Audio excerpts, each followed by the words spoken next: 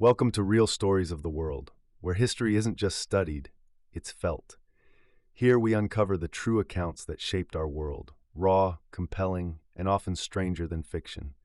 From forgotten heroes to the dark chapters of human resilience, every episode brings you immersive storytelling rooted in verified facts. Subscribe and journey with us through the past to better understand the present. The Princess Who Never Was. The astonishing tale of Caraboo. She emerged from the woods barefoot, dressed in strange clothing, her dark hair loose and her bearing impossibly regal. She spoke no English, only a melodic, unfamiliar language no one could decipher. The villagers of Almondsbury froze, watching her with a mix of awe and suspicion. Who was this mysterious young woman who bowed like royalty and shunned meat with the zeal of a foreign faith? She claimed to be Princess Caraboo of Javasu, escaped from pirates and cast ashore by fate. But as her story spread across England, one question loomed large. Was she truly royalty, or a master of deception? On a quiet April afternoon in 1817, in the sleepy village of Almondsbury, Gloucestershire, a young woman appeared on the Bristol Road as if conjured from another world. She was barefoot, her shoes worn to nothing, and her clothing was odd, partly Eastern in style, partly cobbled together from second-hand scraps. But what most struck the locals was not her appearance, but her bearing. She walked with the grace of a noblewoman, her head held high despite the dust and fatigue. Her dark eyes were watchful, her features calm but alert, as though she were always performing, always aware she was being observed. When villagers attempted to speak with her, she responded in an utterly unfamiliar tongue. The language she spoke was melodic and rhythmic, but unlike anything they had heard before. It was not French, Italian, or Romani, nor any tongue known from the British Empire's wide experience with the East. She gestured elaborately to communicate basic needs and pointed upward with reverence when asked about her religion. Her manner was foreign, but not frantic. If she was a castaway or a fugitive, she was not frightened. She seemed, instead, quietly composed, almost as if she expected to be found. Uncertain what to do with this curious figure, the townspeople brought her to the home of Samuel Worrell, the local magistrate. A man of legal standing and social respectability, Worrell was expected to determine whether she posed a threat or needed assistance. His wife, Elizabeth Worrell, was immediately fascinated. She observed the woman closely and concluded that, whatever her origin, she was clearly someone of distinction. There was an undeniable refinement in her movements, an air of cultivated confidence. Elizabeth became convinced the stranger was of noble, perhaps even royal lineage. The Worrells took her in, and for the first time in days, she had a roof over her head. Still, no one could identify her or interpret her words. But then, remarkably, an interpreter surfaced. A Portuguese sailor claimed to understand enough of her speech to translate. Whether he truly understood her or merely played along remains debated, but with his help, the woman's story began to emerge. She called herself Caraboo and claimed to be a princess from the island of Javasu, a land no map could confirm. According to her tale, she had been kidnapped by pirates while sailing, endured captivity on a ship, and eventually escaped or was cast overboard somewhere near the English coast. Her speech was filled with religious and ceremonial gestures, reinforcing the idea that she came from a far-off, exotic kingdom. To the Worrells, and increasingly to all of Almondsbury, her story was captivating. Princess Caraboo was treated not as a vagabond, but as a guest of high status. The villagers were entranced. Artists came to sketch her. Curious visitors traveled from neighboring towns to catch a glimpse of the strange and elegant foreigner. What none of them yet realized was that the truth was far closer to home, and stranger than fiction.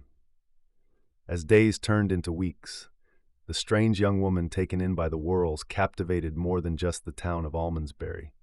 She ignited a national fascination. What began as a curious local incident quickly escalated into a sensation that swept through England's drawing rooms and coffee houses. Samuel Worrell, ever the careful magistrate, remained cautious but intrigued. His wife Elizabeth, however, championed their guest with growing certainty. This young woman was not a vagrant or a lunatic. She was, Elizabeth insisted, someone important, someone royal. The woman's habits only deepened the mystique. She refused pork, claiming religious reasons, and prayed in unfamiliar, reverent postures that suggested Eastern rituals.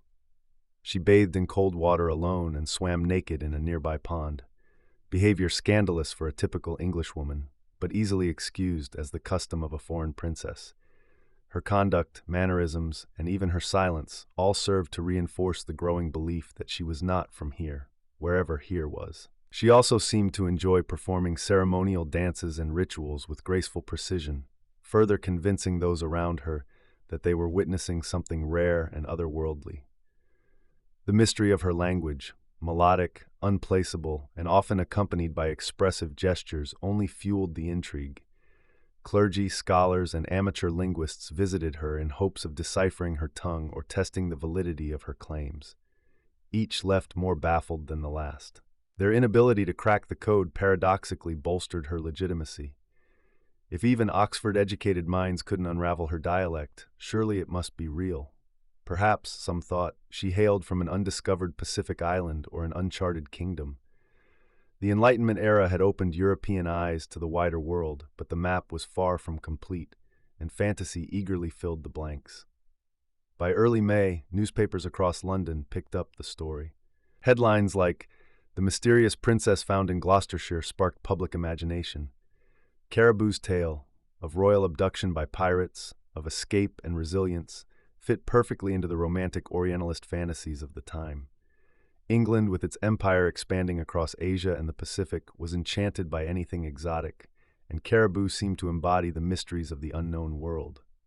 Portrait artists came to sketch her. Curiosity seekers traveled from neighboring counties just to glimpse the foreign noblewoman.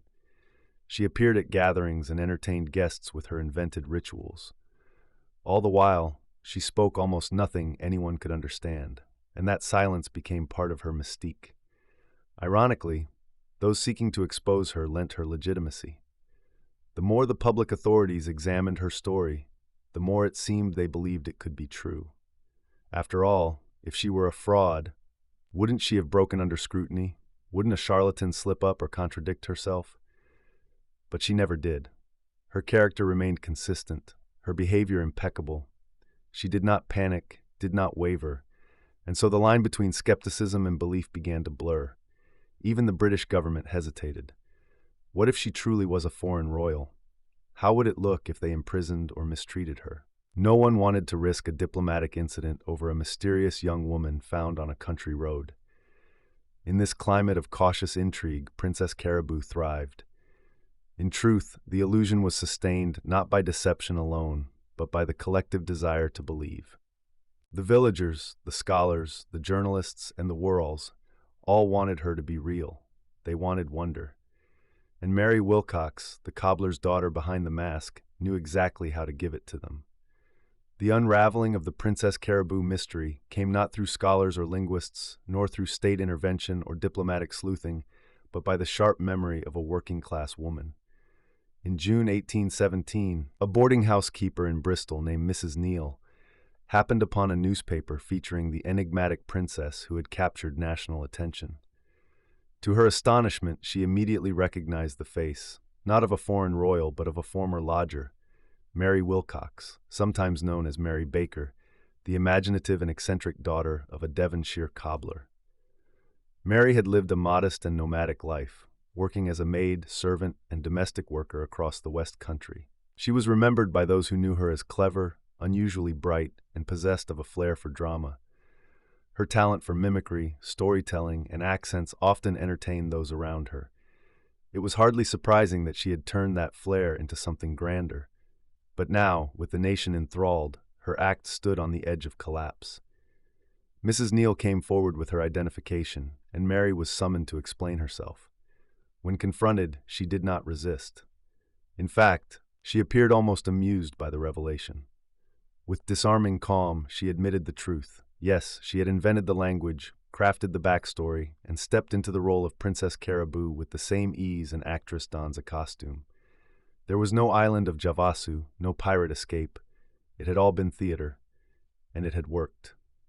The revelation sent shockwaves through the public, but not in the way one might expect. While some elites were embarrassed and the worlds felt betrayed, the press did not turn on Mary with venom. Instead, the tone was oddly admiring. Far from condemning her as a criminal, newspapers portrayed her as a witty trickster, a working-class woman who had outwitted England's learned men, magistrates, and aristocracy. She was labeled a rogue, a performer, even a folk hero. There was, perhaps, a quiet satisfaction among the public that the high-born had been so easily fooled by one of their own. The illusion had collapsed, but its brilliance remained undeniable. The girl from Devon had convinced a nation she was royalty, if only for a moment. In the wake of her exposure, many expected Mary Wilcox, alias Princess Caraboo, to face harsh consequences. Yet the public mood, curiously enough, leaned more toward amusement than outrage. After all, she had not stolen, injured, or incited rebellion. She had simply spun a fantastical tale, acted it out with conviction, and managed to charm an entire nation. She had become a living fable. Initially, Mary was placed in Bristol's Bridewell jail, but her stay was brief. Samuel Worrell, the magistrate who had once harbored her as a guest of supposed noble descent, was likely embarrassed by the role he and his wife had played in the farce. Rather than press charges, the Worrells opted for a quieter resolution. Using their influence, they arranged for Mary to leave England. In September 1817, less than 6 months after she had first appeared on the road to Almondsbury, Mary Wilcox boarded a ship to Philadelphia. In America, she continued to ride the wave of notoriety she had created. For a time, she performed on stage as Princess Caraboo, now fully aware and in control of her character. Audiences were eager to see the woman who had hoodwinked Britain, and Mary leaned into the theatricality. She wore exotic costumes, repeated parts of her invented language, and portrayed herself as the misunderstood royal caught between two worlds. But the novelty faded quickly. The public's attention moved on, and so did Mary. Eventually, she returned to England, no longer a princess, but simply Mary again. She lived out the rest of her days in relative obscurity in the city of Bristol. Far removed from her brief taste of fame, she made her living through humble means, selling leeches to hospitals, a common if unglamorous trade in the medical practices of the time. She never again attempted a hoax or returned to the public eye. Mary Wilcox died in 1864 at the age of 75. She was buried in an unassuming grave in Bristol under her real name, long forgotten by the wider world she once enchanted. But her legend refused to die. Over the decades, her tale was retold in newspapers, local lore, and eventually in literature and film. The 20th century rediscovered her as a symbol of audacity and imagination. Her story inspired plays, novels, and in 1994, a whimsical feature film titled Princess Caraboo, starring Phoebe Cates. Today, Mary Wilcox remains a curious footnote in British history, a woman who, for a brief and brilliant moment, stepped outside the bounds of her class, her gender, and her reality.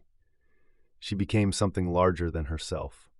And even though the truth caught up with her, she proved that sometimes the most powerful thing a person can wield is a good story and the will to live it. The tale of Princess Caraboo endures not simply because of its cleverness, but because it reveals something deep about human nature. Mary Wilcox didn't just create a character, she created a fantasy people wanted to believe. In the highly stratified, class-locked world of early 19th century England, where social roles were rigid and expectations clearly defined, the sudden appearance of a mysterious foreign princess offered something intoxicating. The possibility that magic, adventure, and the extraordinary could still pierce the veil of ordinary life. What's striking is not how Mary deceived others, but how willing people were to be deceived.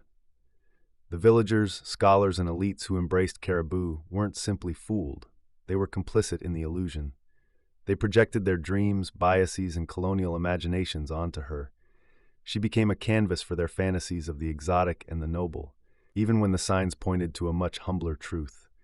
Mary's hoax held up a mirror to society, exposing its vanity, its hunger for status, and its longing for escape. And when the mask fell, she wasn't reviled but remembered with a kind of affection, because, for a brief moment, she had made the mundane world feel magical. Final thought. If a cobbler's daughter could convince the world she was royalty, what does that say about who we choose to believe and why? Was Caraboo a fraud, or was she exactly what the world needed her to be?